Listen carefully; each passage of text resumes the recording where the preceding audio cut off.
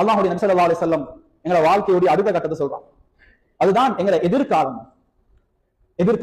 எதிர்காலம் எதுண்டா, நாங்க எப்ப கண்ணை மூடுறோமோ அன்றைக்குதான் எங்க எதிர்காலம் உருவாகும். இன்னைக்கு பிள்ளைகளுக்கு நாங்க சொல்லி படிக்க வைக்கிறோம், நல்ல படி, எதிர்காலத்துல நல்ல வரையிலும் சந்தோஷமா நிம்மதியா பெரிய அமைப்புல உனக்கு வாழையிடும். ஆனா அல்லாஹ் சொல்ற எதிர்காலம் எப்போ ஒருத்தர் கண்ணை மூடுறாரோ, எப்போ ஒருத்தருக்கு மௌத்து வருதோ, அப்பதான் அவருடைய எதிர்காலத்தையே ஆரம்பிக்கிறார். அல்லாஹ்வுடைய நபி ஸல்லல்லாஹு அலைஹி வஸல்லம் சொல்றாங்க, ஒரு நாள் சஹாபாக்களோட ஒரு மக்பரா கிட்ட பேசிக் கொண்டிருக்கிறாங்க. நபி அவங்கள அந்த கழுதை தடமாறுது, நபி அவர்கள் கீழே போட பாக்குது, அந்த அளவுக்கு அது துடிக்குது. அல்லாஹ்வுடைய நபி ஸல்லல்லாஹு அலைஹி வஸல்லம் கேட்டாங்க, இன்னைக்கு யார்ட கபர் இருக்கு?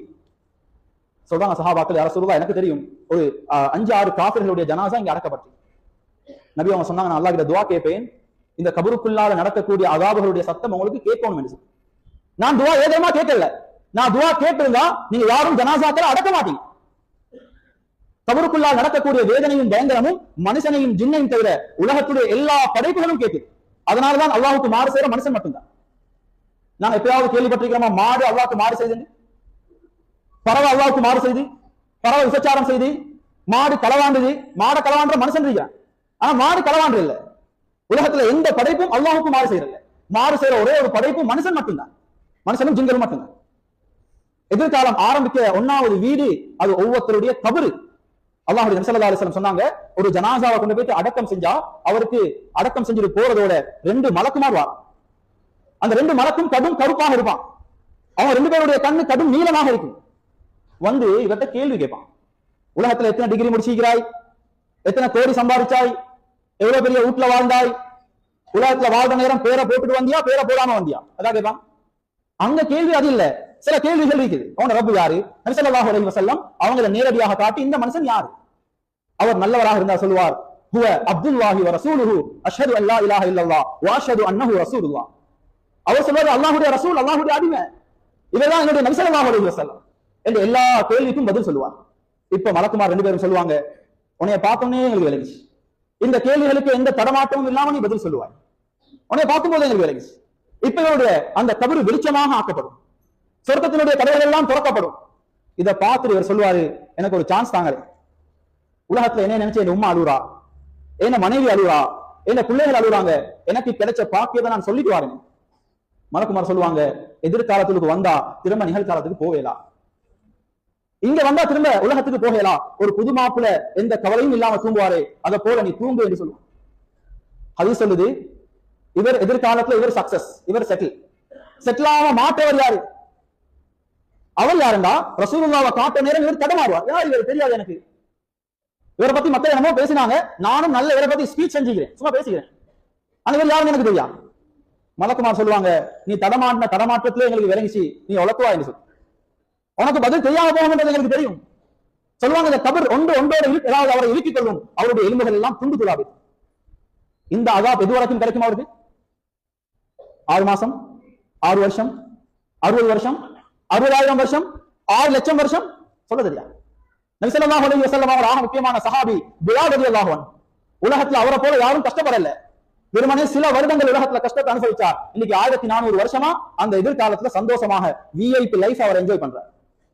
அபூஜஹல் அழகானவன், வசதியோடு இருந்தவன், உலகத்தை நல்லா என்ஜாய் பண்ணினான். இன்னைக்கு 1400 வருஷம் எதிர்காலம் நாசமா போச்சா, எதிர்காலம் மண் அவர்ல.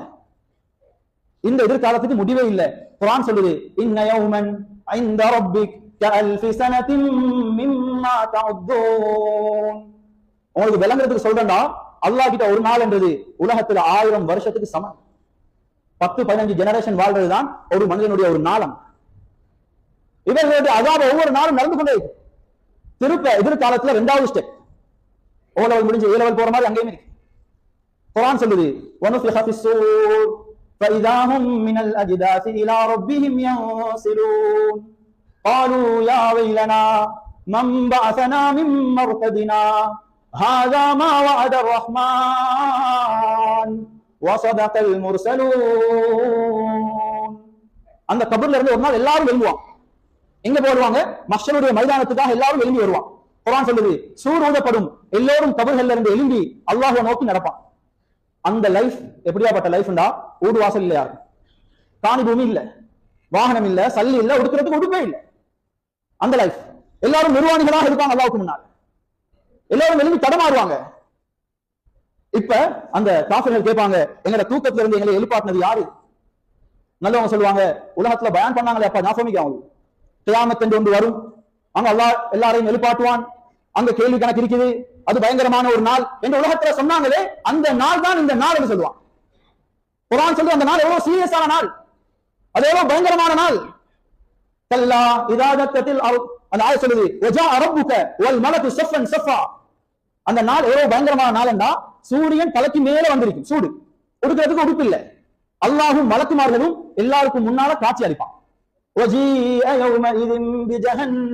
இதான் பயங்கரம்.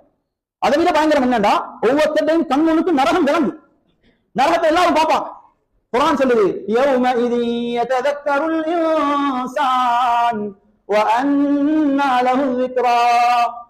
அத பார்த்ததோட மனுஷன் யோசிப்பான், வாழ்க்கையை நான் நாசமாக்கிட்டேன்.